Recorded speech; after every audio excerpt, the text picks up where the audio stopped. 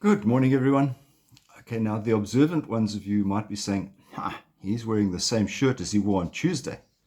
Well, just to give you a little bit of an insight, in fact, I'm recording this at the same time as I recorded Tuesday's message, but there's a difference. No clues, but there's a difference. You can see if you can work it out. Now, today we have a look again at Luke's Gospel, chapter 11. I remember that throughout this week, Jesus has been having a go at the scribes and the Pharisees. And he continues with that today. But not only is he having a go at the scribes and Pharisees, today he adds the lawyers. Now, remember that scribes and Pharisees were those guys who were more concerned about the legalistic side of the Jewish tradition. So needless to say, the lawyers would be drawn into that.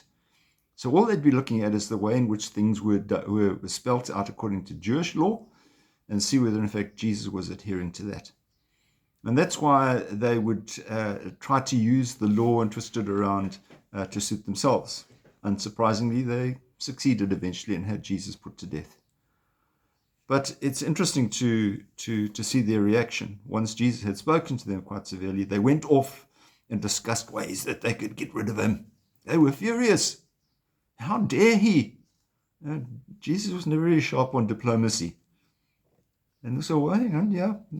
Jesus, who teaches us all about the law of love, also teaches us about the importance of justice, that we need to do things properly. We need to do things according to his way. He continues, Jesus says, "Yes, I tell you, this generation will have to answer for it all." Now, we look around ourselves and see this generation, we're going through difficult times as well. We see...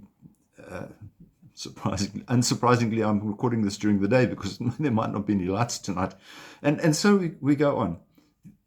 We have to purify our water. And so, there are wars in our modern society. There are actual wars happening.